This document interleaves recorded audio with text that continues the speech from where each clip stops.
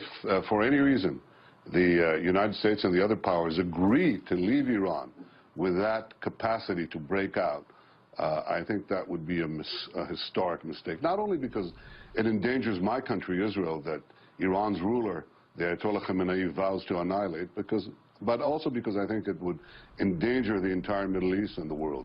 All right, folks, there's Benjamin Netanyahu, and of course the news today that the nuclear negotiators failed to meet today's deadline, and they now have extended the deadline until July.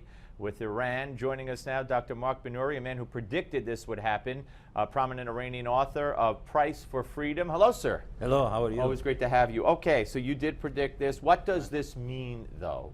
Did Iran get a victory here again? Absolutely, because they are playing with a very weak leader, same way they played with Carter and kept our hostages for 444 days. They are playing with him, and they are liars, they are cheaters, they deceive, and they do everything they can in order to have enough time to make their nuclear weapon.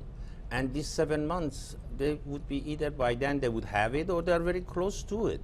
Yeah, so you know, we heard from Kerry a couple of days ago there are significant gaps that exist. So if there are significant gaps and we keep extending their deadline, in other words, like you say, they're just continuing to work. The IAEA has said that they're not being forthright, that they're continuing their nuclear program. So what kind of farce is all of this? That's the problem.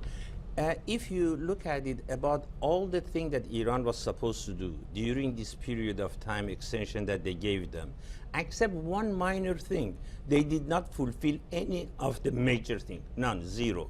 And secondly, as this thing is continued, and the people in Iran, they are very upset too. I talked to many of them today by the telephone, and they are really upset from us that why we gave them the extension, because they said that we have to live under this harsh situation for another 7 months. There is shortage of food for them, there is shortage of medicine, and they are desperate. Yeah, and Israel and in Egypt, you spoke to people there as well? I talked to Israel, and also I talked to one of the advisors to the president of Egypt, and they are extremely upset because they believe same thing that we said, that they are really getting very close to having the atomic bomb and the weapon, and they are 7 months is a long time. With the advancement that they have and the heavy water in Iraq, I mean, they are very close to it. And many people in Israel that I talked to, they said that they have a fear that by then they would have it. There were reports over the weekend in a Jerusalem Post that Israel was reconsidering military action of some sort. I don't know if that's just bluster and, you know, as these talks progress, but do you feel that that's now a very real possibility?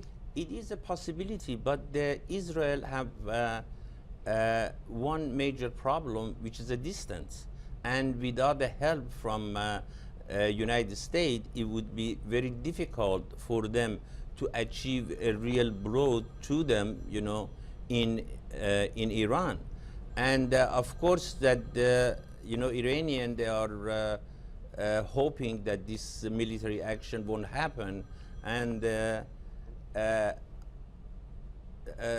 the problem Israel have is just a distance. Logistics, yeah. Logistics. Is there an Arab country, a friendly Arab country, or someone with common interest that could help them refuel? The way I heard... Or have them fly over, yeah.